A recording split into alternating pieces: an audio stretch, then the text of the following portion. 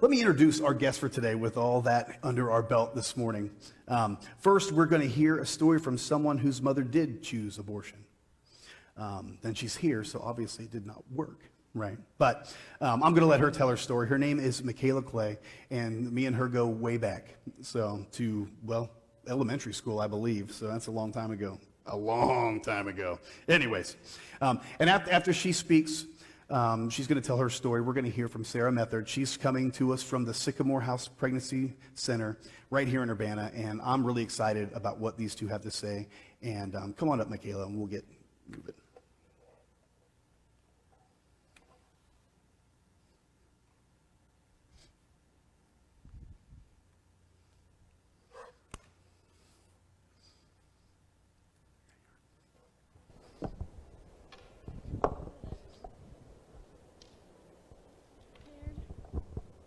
Good morning.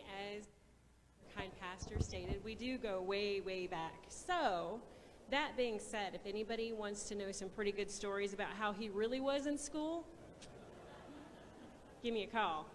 I got you guys. Promise. My name is Mica Clay. So I'm going to kind of go back a little bit because our great pastor kind of snuck out one of my Bible verses that I was going to read. Psalm 139, 13, 16. For you created my inmost being. You knew me and knit me together in my mother's womb. I praise you because I am fearfully and wonderfully made. Your works are wonderful. I know that full well. My frame was not hidden from you when I was made in the secret place, when I was woven together in the depths of the earth. Your eyes saw my unformed body.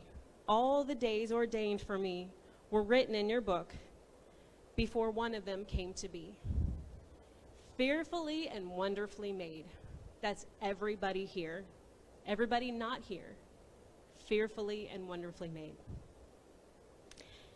How many of us here like to celebrate your birthday with cake? Go ahead, raise your hands. How many of you like to celebrate with a party? I would like to celebrate with a party. How many of you don't like the attention or celebrating your birthday or even the thought of getting older? Oh, we got someone pointing over there. I'm not going to say any names. My husband's actually one of those people.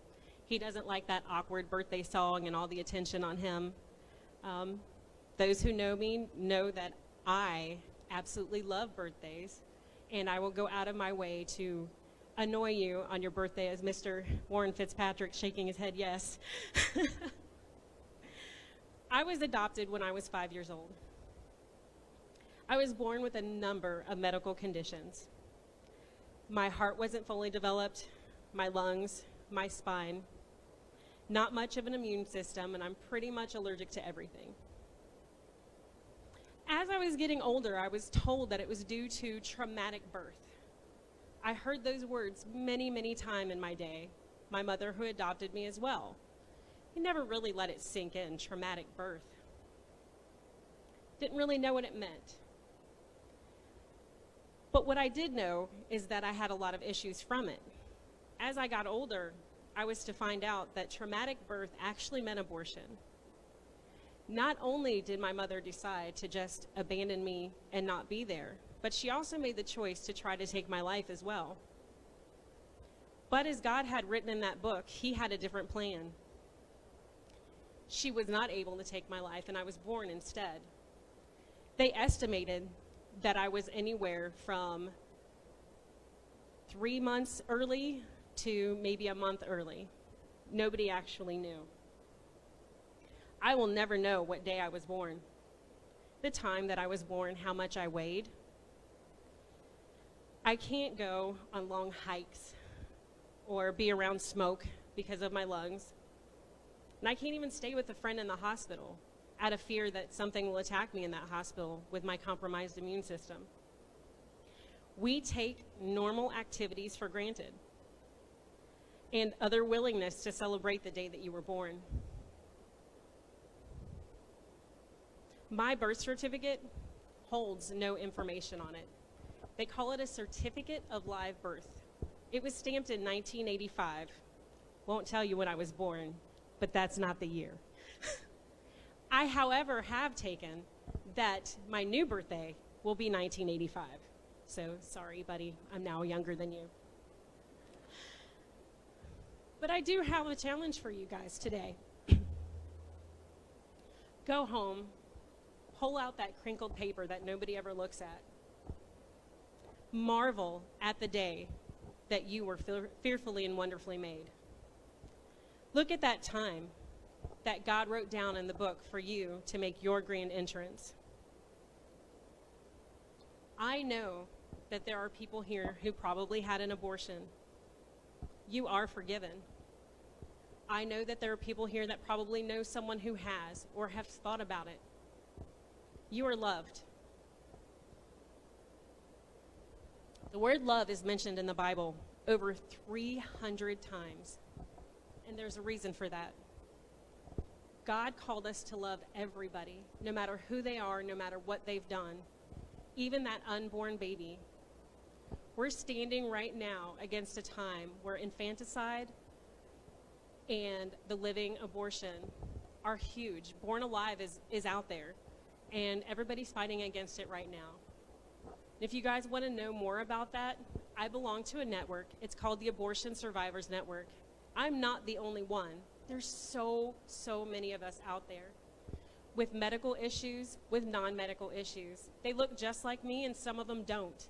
Some of them are missing a limb. Some of them look like burn victims from saline abortions. Everybody went through a different traumatic experience. But what mattered most was that God chose us to still be here so that we can tell you to tell others that it's got to stop. Adoption is out there. My parents adopted me and my brother. I like to jokingly tell people it was a buy one, get one free, and he was the free one. But what really matters is that we are here. All of my friends are here from that network. If you guys ever want to donate or you want to know more about it, just look up Abortion Survivors. We're right there. There's also a video out there called The Faces of Abortion, where a lot of my friends are cameoed. Check it out. Take a look, because before you know it, there's going to be a lot more of us, as it's getting more and more prominent to just allow these type of abortions, especially in the later trimesters. When I think about the fact that I was taken out of the womb, I was probably just over 5 months.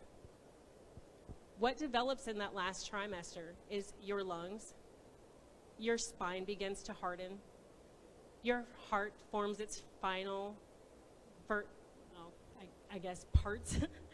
I just know mine was deformed, and that would be my aorta, which is the main part of your heart, right? You need that to live. But because I was in foster care, they didn't catch those problems that I had very early because they figured I was going to die. In my medical paperwork, they wouldn't perform the surgery because they said the infant girl is going to die anyway. No need to do it. Here I am at 35, still very much alive.